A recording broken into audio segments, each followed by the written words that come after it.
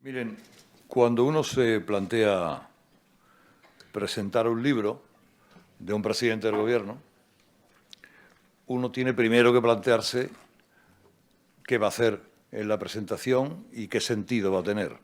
Yo ya les adelanto que la presentación va a ser a favor. También de que estamos imbuidos por un espíritu navideño que hace que todo sea disculpable, hasta incluso los excesos de este presentador. No obstante, detecto una gran hostilidad entre el público que hoy ha venido y ha querido asistir a la presentación de este libro, del que les diré lo que no es y lo que es. En principio, ya les digo que no es un libro de negritas. Ustedes saben que los periodistas, cuando escribimos una columna con negritas, corremos un riesgo, que es que alguien pase rápidamente por las negritas y si no le interesa ninguna, no se lea la columna. Con lo cual, hay que andar con mucho cuidado. No busquen ustedes en este libro un índice onomástico. Es decir, no vayan al final diciendo ¿qué dirá de mí? ¿O qué dirá de aquel? No lo hace, porque este libro de Mariano Rajoy Brey no es un ajuste de cuentas. Lástima, añado yo, porque qué maravilloso sería que los amantes de la sangre fresca, de las vísceras, de los libros gore, tuviéramos hoy un regalo navideño como el presente. No es un libro gore. También les digo que no es un diario administrativo, ni tampoco es un glosario de autosatisfacción. El personaje no tiende a ello. No es un recuento de dimes y diretes, ni tampoco es un rosario de habladurías. Les defraudaré. No habla de Aznar. ¿O sí? A la remanguillé. Y con cincinatismo de maldad y ciñéndose literalmente a los hechos. No pone a parir a Rodríguez Zapatero. Yo sé que todos son decepciones hasta ahora. Tampoco a Albert Rivera. ¿O no? Ni siquiera al que cambió el colchón. ¿O sí? Miren, les diré que no es un ideario político propio de tiempos de confusión y de zozobra. No es el libro de un sectario, porque no lo es. Si acaso las deja caer con descuido, como el que suelta una cereza en un campo de algodón, aproximadamente. No es un libro de adivinanzas, tan de nuestro tiempo, pero tampoco tiene un manual de lectura. Es decir, no tiene claves de interpretación y hay que entrever el nombre de los no citados, que es un ejercicio muy navideño para estos días que siguen. No es un libro que vaya a darle trabajo a los juzgados, con lo cual también nos llevamos una pequeña decepción. No es un libro que pretenda cambiar el curso de la historia. No es un libro para justificar actuaciones, permítanme, ni pedir perdón por errores habidos o errores adjudicados. Y ahora ustedes, con la agudeza psíquica que les caracteriza, entonces me dirán, ¿y si no es todo eso, qué es lo que es? Pues miren, sí es un relato sencillo, sí es un relato accesible de 7 años de gobierno que ríete tú de 7 años en el Tíbet. 7 años rabudos, como dicen los gallegos, peludos. Sí es una arrebatada declaración de amor a España. Hombre, todo lo arrebatado que cabe esperar de un individuo que no es exactamente Mariano el Camborio.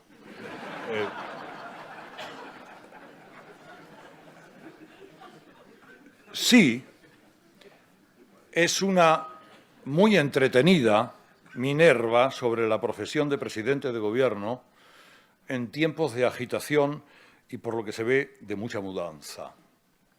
¿O no? Sí, es un vertido de sentido común, de razonamientos políticamente sensatos, demoledoramente sencillos, y por ello posiblemente difíciles para días como los de hoy.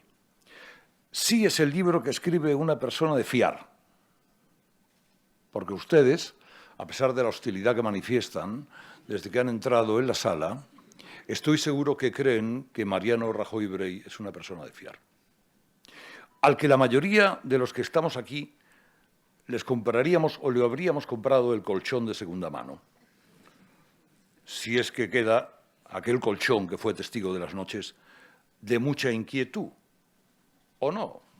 Vaya usted a saber.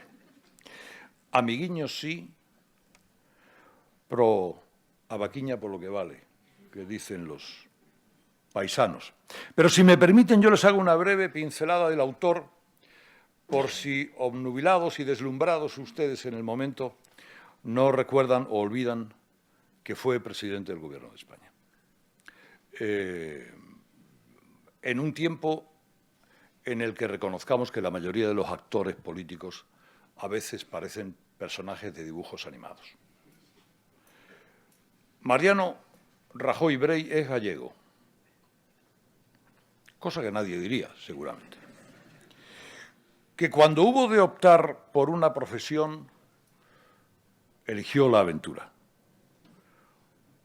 la pasión de los días y las noches, lo impredecible, lo desconcertante, la poesía de las cosas, la risa y el llanto, la emoción de la palabra florecida. Se hizo registrador de la propiedad.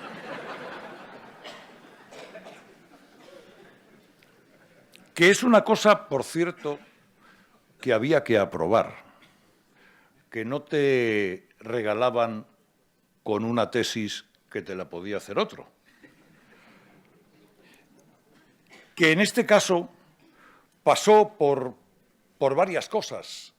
Si ustedes analizan el caudal productivo de Mariano Rajoy Brey a lo largo de los pocos años que le adornan, ustedes sabrán que, sin ni siquiera tener la edad, fue concejal, después diputado provincial, después diputado en Galicia, después diputado en el Parlamento, después de la Junta, después ministro de Administraciones Públicas, después ministro de Educación, después ministro del Interior, ministro de la Presidencia, vicepresidente del Gobierno y, por fin, presidente del Gobierno. Lo cual es una cosa que reconozcamos agota solo el pensarlo.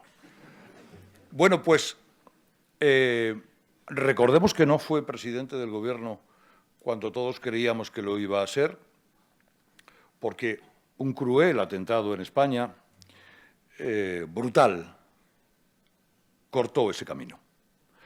Llegó a la presidencia descubriendo que el déficit en España no era del 6%, como decían, ni siquiera del 9%, como empezaron a descubrir, sino a través de una llamada de su ministro de Hacienda, que tanto cariño ha despertado en los contribuyentes, aquí presente, Cristóbal Montoro, era del 11%. Y tú te estrenas sabiendo que tienes un déficit del 11%. Pero es que además tienes que sortear un rescate.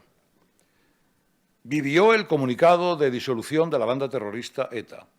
Le abdicó un jefe del Estado, que no está mal. Fue el primero en aplicar el 155 y además, encima, también fue el primero en ser relevado por una moción de censura. Joder, pues oiga, país en barco. Bueno, y además ha sido testigo del fin del bipartidismo. Señores, ya más cosas no se puede ser en España. ¿Y todo eso está volcado en este libro? Pues seguramente sí. Después de todo lo que les he dicho a ustedes, volvió a su apasionante profesión y entre pliego y pliego decidió escribir lo que ustedes ven aquí. Miren, la necesidad de referentes como Mariano Rajoy hace que hoy la expectación en esta sala sea máxima. Las confianzas en los protagonistas del momento, en algunos de ellos especialmente, en los gretos de este momento, se diluye como los témpanos del polo. Si chove, que chova. Podría haber dicho él, oiga, podría haber dicho él que se encontró y negó el rescate soberano, planeó la reforma laboral, toreó con cierto garbo algún que otro Consejo Europeo, hubo que elegir entre lo malo y lo peor, se hizo amigo de la señora Merkel, que es muy agradable, le escuchó decir a David Cameron aquello de «te prometo, Mariano, que no voy a convocar ningún referéndum más». Y añade él con maldad en el libro, y tuvo razón. Bueno, organizó un relevo de la jefatura del Estado, negó lisonjas y concesiones a nacionalistas varios y propuso una gran coalición. Oigan, pues yo creo que para entretenerse está más que bien. Pero como seguramente ustedes querrán conocer el detalle de todo esto que sucintamente yo les he apuntado, yo les invito a que con un feroz, inadecuado incluso, aplauso, reciban ustedes al autor, don Mariano.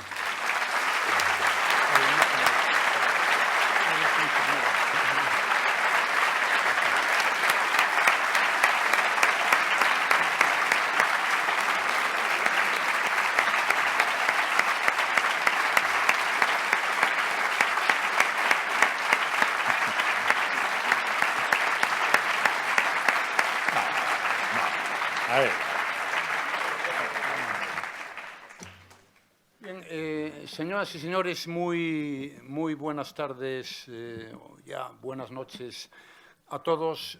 Yo quiero comenzar esta intervención dándole las gracias por su asistencia a este acto. La verdad es que tantos amigos hayan querido estar hoy aquí, a pesar de la hostilidad a la que se refería Carlos Herrera, lo cierto es que me reconforta y me llena de emoción. Muchísimas gracias por estar aquí. Gracias.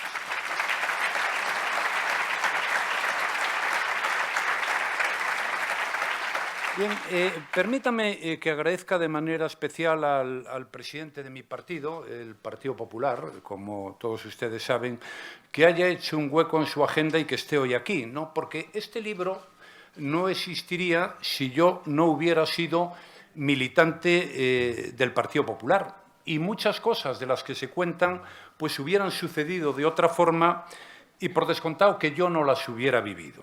Por eso valoro muy especialmente que Pablo Casado esté aquí, así como muchos militantes y dirigentes de mi partido. También me honra su presencia. Y cómo no, gracias a Carlos Herrera. Cuando yo le comentaba a algunos amigos que estaba escribiendo un libro, pues me preguntaban sobre su contenido, sobre lo que se les ocurriera. Pero había dos preocupaciones que a mí siempre me llamaron la atención, que eran, oye, ¿cómo se va a titular el libro y quién te lo va a presentar? Bueno, sugerencias sobre el título del libro, pues no se las voy a repetir aquí porque si no, no saldríamos nunca. Pero, sin embargo, cuando hablábamos de la presentación, un nombre se repetía siempre. El nombre era Carlos Herrera. Y esta es una cierta y a la vez curiosa circunstancia. Y entonces le pedí que estuviera aquí con todos nosotros. Se lo pedí por eso, pero se lo pedí sobre todo por el respeto que le tengo, porque él sí que es una persona de fiar, es independiente, es inteligente y si a alguien le parece que ya es demasiado, es que tengo que compensar la hostilidad que detectaste en la audiencia.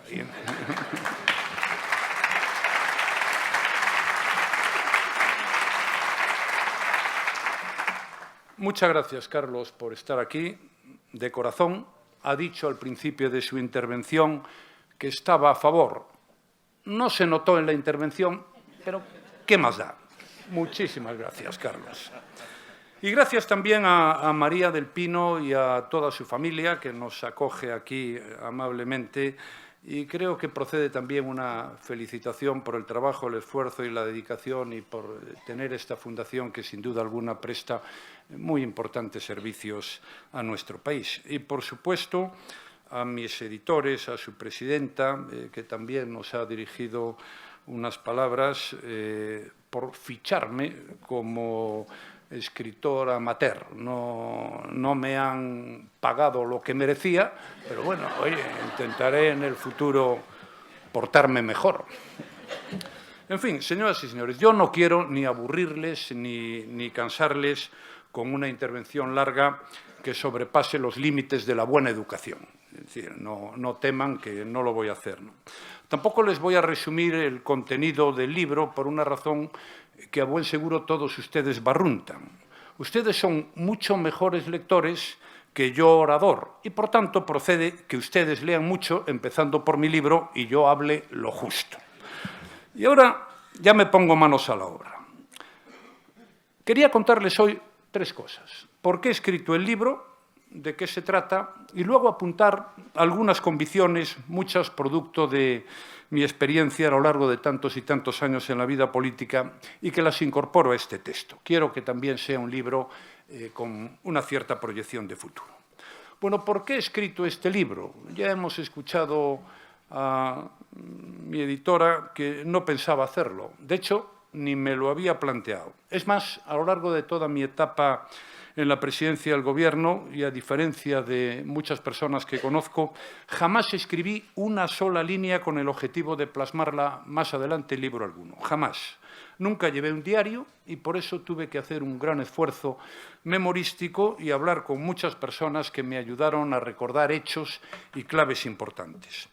Además, he tenido el apoyo incondicional, tal y como recojo al final, en una hoja que reza así, agradecimientos, pues de Carmen Martínez Castro, de Miri Barreira y de Ketty Satrústegui, que se ocuparon de muchas cosas importantes, como recuperar documentos, buscar las fotografías, ver las agendas y conectar con mucha gente. A ellas y a otros muchos, pero no puedo citar a todos, muchísimas gracias por la ayuda que me prestaron. En suma, que entre mis objetivos nunca estuvo, ni formó parte de mis prioridades personales, que este libro viera la luz. Y, sin embargo, aquí está. Bueno, y dirán ustedes, entonces, ¿por qué está? Si usted no tenía ninguna intención de publicar un libro, pues porque algunas personas y todos amigos me hicieron 2 reflexiones que me llegaron a modificar mi criterio inicial de no escribirlo. La primera reflexión es que la responsabilidad de haber sido presidente del Gobierno pues me exigía el deber de contar mi versión sobre una parte muy reciente, claro, de nuestra historia en común, un periodo del que se puede decir cualquier cosa menos de que haya sido intrascendente. Una etapa que yo viví en primera persona y además lo hice de manera muy intensa. Por tanto, esa fue la primera razón, probablemente la más importante, o como decía Carlos Herrera, o no, porque hubo 2 más. La segunda razón que me movió a esta incursión en el mundo de la escritura fue la de que si yo no aportaba mi versión de lo que entonces sucedió, otros podrían hacerlo. Y claro, y es más que posible que, conociendo a algunos que circulan por aquí, pues lo hicieran de manera diferente y menos cariñosa con mi humilde persona. Por eso también, que quede ahí mi versión y la de quien quiera hacerla. Y la tercera, bueno, yo siempre pensé que la experiencia de unos, bueno, en este caso sería la mía, muy modesta, pues le puede servir o ser útiles a otros más adelante. Y a ello me referiré luego. Y también, por eso, quería transmitir algunas experiencias que pueden tener una cierta utilidad en el futuro. Por eso también escribí el libro. Bien, ¿de qué trata el libro? Bueno, pues algunas cosas ya hemos oído. Yo voy a decirlas de otra manera. Fundamentalmente de mi etapa en la presidencia del Gobierno, desde diciembre de 2001 hasta mediados 1 de junio del año 2018, diciembre del 2011.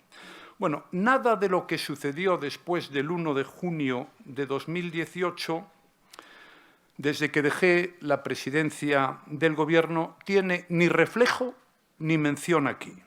Si hay, por el contrario, en el libro algunas referencias muy cumplidas a acontecimientos que tuvieron lugar antes de que el PP asumiera o accediera al Gobierno de la Nación. De hecho, uno de los 9 capítulos del libro, son 9, el primero, se titula «Dedicado a la política», donde recoge únicamente hechos que se produjeron antes de que yo fuera presidente del Gobierno, y el objetivo fundamental era explicar con qué bagaje, con qué experiencia y con qué trayectoria llegaba yo a la presidencia del Gobierno. Luego también hay otras partes del libro, fundamentalmente 2, la que trata de la disolución de ETA y la que se refiere a los sucesos de Cataluña, donde hay muchos comentarios y juicios de valor sobre momentos anteriores a mi llegada al Gobierno, algo que, en mi opinión, era absolutamente necesario e imprescindible para explicar algunas de las claves de las decisiones que tuvimos que tomar luego en el Gobierno de España. Pero, en fin, lo cierto es que, excepciones que confirman la regla general, yo pongo a disposición de los españoles un análisis, el mío, de la última etapa, de momento, del Partido Popular en el Gobierno de la Nación. Un análisis que, por otra parte, tampoco busca agotar el total de la actividad del Gobierno. Es decir, no tendría sentido, sería inmisericorde con el lector y, francamente, no se trata de eso. Lo que he pretendido es entrar en el detalle de lo que me pareció más importante, es decir, de los acontecimientos más relevantes que se produjeron durante el tiempo en el que yo fui presidente del Gobierno.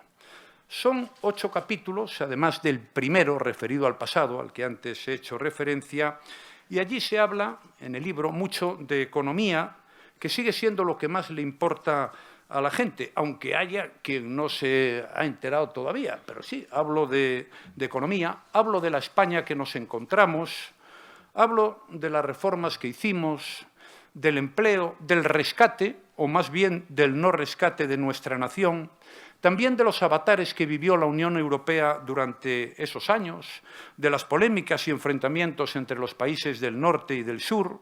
Hablo de Grecia y de su referéndum. Hablo del Brexit, efectivamente, y de su referéndum, y también del de Escocia. Y hablo de la inmigración, que es el tema más importante que tenemos que abordar en el futuro los españoles y todos los europeos. Un tema en el que tanta demagogia hacen unos y otros. Unos demagogia contra los inmigrantes y otros demagogia contra la ley y contra las fronteras. Pues de eso también hablo y doy mi modesta opinión. Y también de la sucesión en la corona, como se refería a este asunto Carlos en su intervención, y de la disolución de ETA, acontecimientos que tuvieron lugar en nuestro mandato. Y hablo del bipartidismo y de la corrupción y de la presunción de inocencia y de los inquisidores que florecen por doquier y que no descansan nunca. Y hablo de la moción de censura y de las dudas que asaltaron a muchas personas de buena y de mala fe sobre las decisiones que yo tomé, y de Cataluña, y del artículo 155, y de las dudas que también asaltaron a muchas personas de buena y de mala fe sobre las decisiones que yo tomé. Pues bien, de esto y de otras cosas, como del Camino de Santiago y de la Merkel en el Ayuntamiento de Opino y del Castillo Sotomayor y de las alcachofas de Tudela y de los 800 años de la Universidad de Salamanca y de otras muchas cosas, espero que sean entretenidas, pues doy una explicación en este libro. Creo que lo hago con detalle, o al menos con bastante detalle. Bien, señoras y señores, les decía antes que lo que he pretendido es ocuparme de lo relevante que vivimos en esos años. Y la circunstancia de haber escrito el libro sin tener ningún papel que yo hubiera elaborado antes, por no llevar un diario, como antes les explicaba, pues me ha ayudado mucho en ese empeño, porque si hubiera escrito un diario, pues al final lo que estaría presentando aquí era un libro que consistiera en un cotilleo sin sustancia. Y yo, francamente, pues siempre he intentado huir de las dos cosas, de no tener sustancia y de cotillear. Por tanto, como muy bien decía Carlos en su intervención, aquí no hay ni chismes, ni críticas personales, ni maldades. Y si las hubiera, serían la excepción que confirma la regla general a la que acabo de hacer referencia. Y si alguien viere, aunque no las hubiere, chismes, críticas personales o maldades, es que somos distintos, el que las viere y yo. Lo que no sabría decirles es quién de los dos sería mejor. Eso cada uno que piense lo que estime oportuno y conveniente. En suma, hemos intentado atender a lo esencial. He pretendido ser riguroso, pero a la vez entendible. Hablar de cosas, en fin, que le han importado y mucho a los españoles y que a la par pues, se puedan entender.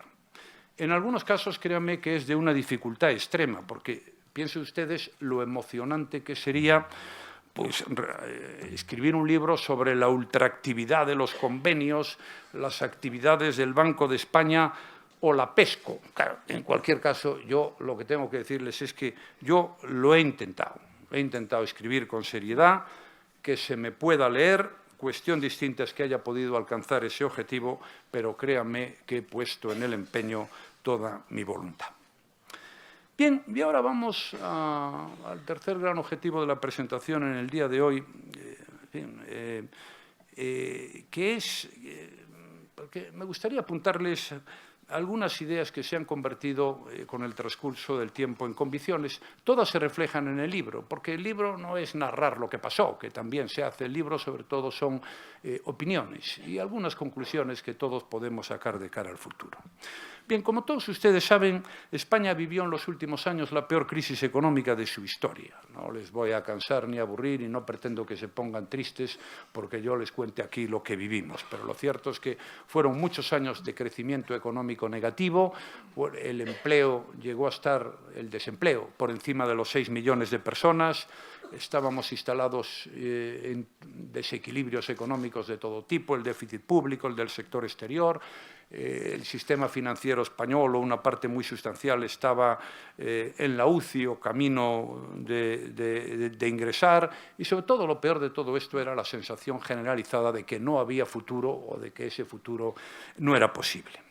Pues bien, también saben ustedes que gracias al esfuerzo de la sociedad española, pues se le pudo dar la vuelta a esa situación. Volvimos al crecimiento ya en el 14, en los años 2015, 2016 y 2017 crecimos por encima del 3%, muy por encima de la media europea y de los grandes países como eran Alemania, Francia, Reino Unido o Italia, más que todos los de la Unión. Se crearon puestos de trabajo a un ritmo de más de 500.000 cada año, redujimos el déficit público, el sector exterior, que fue capital a la hora de recuperar la economía española, entró en superávit, el sistema financiero se saneó y, lo más importante, volvió la confianza a la economía española. Pues bien, algunas cosas que conviene tener claras de cara al futuro. Controlar las cuentas públicas es fundamental para cualquier país que quiera mejorar su bienestar. Es decir, los niveles de déficit que alcanzamos, a los que se refería Carlos en su intervención, el 11%, son absolutamente inasumibles. Y, por tanto, las administraciones públicas no pueden gastar lo que no tienen. Esto vale para todos, no solo para las administraciones públicas, vale incluso para las familias y para las personas individuales. En segundo lugar, hacer reformas para adaptarse al mundo en que vivimos, que cambia y muy rápidamente, es también imprescindible para mantener los niveles de riqueza y de bienestar. Nosotros hicimos muchas en el Gobierno, a pesar de que los campeones de los tópicos, que al igual que los inquisidores proliferan por doquier, decían que yo era don Tancredo. Pero bueno, Ley de Estabilidad Presupuestaria y Sostenibilidad Financiera, la reforma laboral, la reforma financiera, la de las pensiones, la reforma energética y otras. Y sus efectos todavía hoy están ahí, pero conviene recordar dos cosas. La primera es que de la inercia no se vive toda la vida. Y desde que la moción de censura salió adelante en España, hace más de 1 año y medio, no se ha hecho nada. Por suerte, tampoco se derogaron, que es lo que se pretende hacer ahora, las reformas que funcionaron. Pero, insisto, hay que hacer reformas, no hay que derogar por ser sectario lo que ha funcionado y hay que actuar con la mayor de las responsabilidades cuando se está en el Gobierno. Hay otra recomendación, le voy a llamar así con su permiso, que a mí me gusta mucho. Un gobernante debe tener convicciones, hasta ahí podríamos llegar. Siempre se agradece que las convicciones sean buenas, porque si no, esto puede ser un problema. Pero lo que de ninguna manera puede hacer un gobernante es obviar la realidad. Es decir, lo que no se puede ser es un frívolo. Ortega tiene una frase que es magnífica, que reza así: toda realidad ignorada prepara su venganza. Y el gobernante, aparte de no ser frívolo y no olvidar la realidad, tampoco debe ser un doctrinario, que es casi peor que ser un frívolo.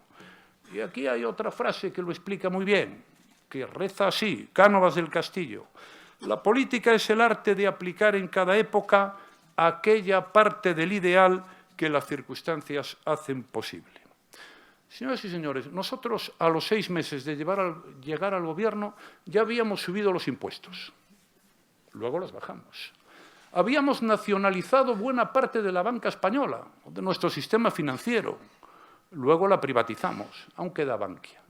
Y además habíamos hecho una gigantesca operación de deuda pública cuyo objetivo fundamental era atender y aflorar las deudas de todas las administraciones y pagar las 5.900.000 facturas que las administraciones debían a los proveedores. Hombre, nadie pensaba que nuestras primeras medidas al llegar al Gobierno fuera subir los impuestos, nacionalizar la banca y a renglón seguido hacer una operación de deuda pública. Pero eso era lo que demandaba la realidad en aquel momento. Y ese, evidentemente, no eran nuestros objetivos. Pero si no lo hubiéramos hecho, España hubiera quebrado. Tengan ustedes la total y absoluta certeza. Luego pudimos bajar los impuestos, luego, como les he explicado, fuimos privatizando las entidades financieras que hubo que nacionalizar en su momento y nos pusimos a hacer algo tan importante como intentar que se redujera y pronto la deuda pública. En suma, un gobernante debe conocer y atender la realidad. Y si hay algún doctrinario que le dice que no lo haga, no le hagan caso a los doctrinarios. Créanme que acertarán siempre. En caso de duda, a mí, no a los doctrinarios.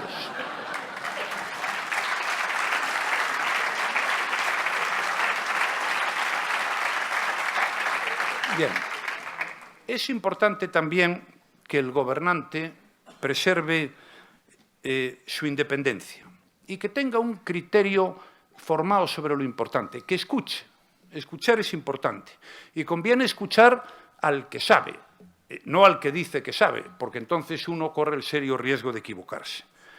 Y luego tiene que decidir, y tiene que decidir pensando siempre en el interés general. Nosotros tuvimos que decidir y mucho y sobre cosas importantes, sobre el rescate, que no era una decisión fácil y en la que todo el mundo sabía lo que había que hacer. Todo el mundo. Las reformas económicas. Tuvimos que decidir sobre el nivel de gasto. Claro, se habían perdido en España de recaudación 70.000 millones de euros y había quien decía, ¿y usted por qué gasta menos este año que el pasado?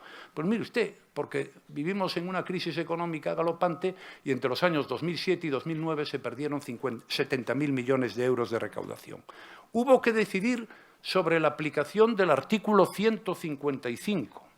Todo el mundo sabía lo que había que hacer.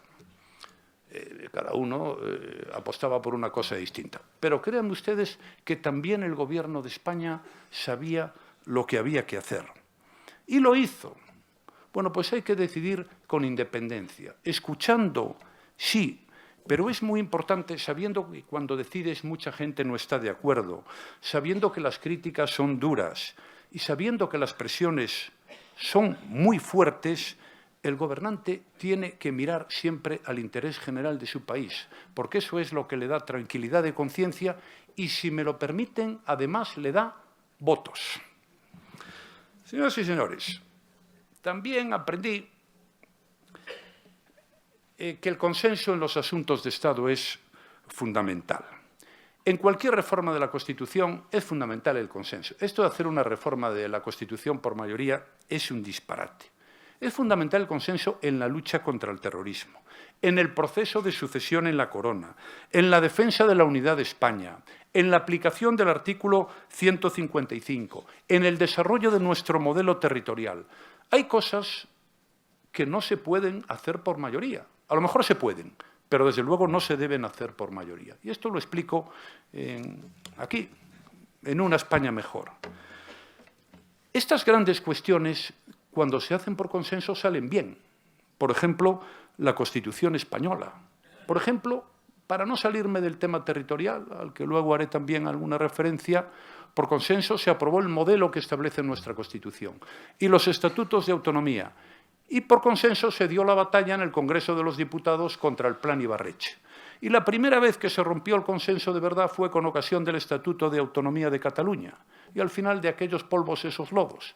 Yo intenté recuperar, por lo menos en la aplicación del artículo 155, el consenso de al menos los dos grandes partidos nacionales. Y una de las mayores preocupaciones que debemos tener los españoles en este momento es que, como consecuencia de los acuerdos a que algunos puedan llegar, España esté condicionada por partidos que nada tienen que ver ni con la soberanía nacional, ni con la Constitución española, ni que están precisamente a favor de la unidad de España. En estos temas es obligado que los dos grandes partidos nacionales vayan de la mano, y quien lo rompa es, permítanme que lo diga como lo siento, un irresponsable.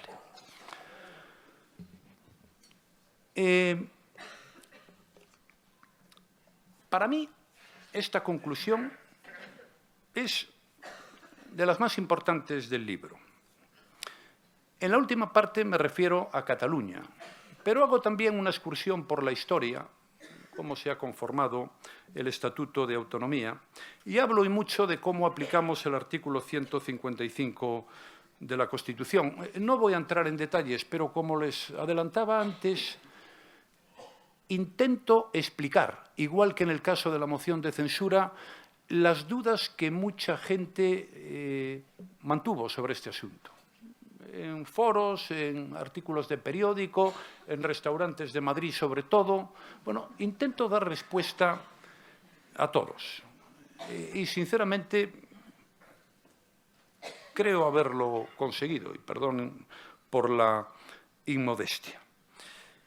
Lo que sí quiero decirles sobre el 155 es que lo más importante de su aplicación, un artículo que nadie sabía en qué consistía, pues claro, no se había aplicado nunca, ni siquiera la doctrina, y hay comentarios estupendos sobre la Constitución española, nos dijo en qué consistía exactamente. Pues bueno, a este Gobierno le tocó aplicar por primera vez en la historia el artículo 155. Y el mensaje que ha dejado el artículo 155 es que la nación española tiene instrumentos para defenderse. Y cuando se ataca la unidad nacional o la soberanía nacional, la nación se puede defender. Y eso lo sabemos todos y, sobre todo, lo saben y lo conocen muy bien los que han ido contra la unidad de la nación y contra la soberanía nacional.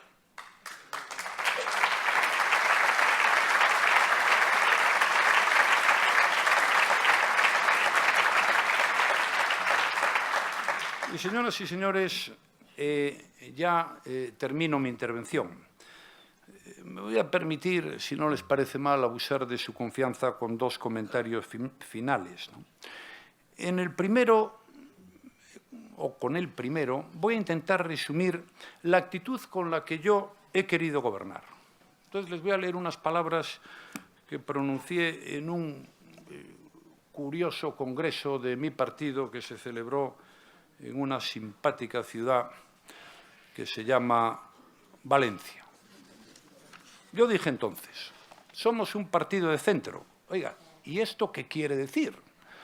Pues quiere decir que nosotros no arrastramos doctrinas ni orejeras, que no tenemos ideas preconcebidas sobre las cosas, que huimos de cualquier radicalismo y que entendemos la acción política desde la moderación, el diálogo y la convivencia. El centrismo no es una ideología, no es una doctrina política. El centrismo es una voluntad, la voluntad de evitar cualquier exageración, la voluntad de sacar el mejor partido de las cosas sin perjuicios doctrinarios, la voluntad de sintonizar con los deseos y las necesidades reales del pueblo español, que es fundamentalmente moderado y rechaza todo extremismo, porque lo entiende como una mezcla de insensatez y de ineficacia. Y el segundo comentario no lo pronuncié así, lo pronuncié en el Congreso de los Diputados el día que me fui. Va precedido de otro, que es el siguiente. Este libro responde solo a la voluntad de contar mi historia y mis vivencias desde la responsabilidad que tenía encomendada durante unos años en los que nuestro país pudo haber quebrado, pudo haberse roto, pudo haber sufrido una severa merma en su sistema de protección social e incluso pudo haber vivido una seria crisis institucional por el relevo en la jefatura del Estado. Todo pudo haber ocurrido, pero nada de ello sucedió. Así es como yo lo viví y como yo lo vi. Fin de la cita. Señoras y señores, esto también está aquí. Ha sido un honor, no lo hay mayor, haber sido presidente del Gobierno de España. Ha sido un honor dejar una España mejor que la que encontré. Gracias por venir. Gracias.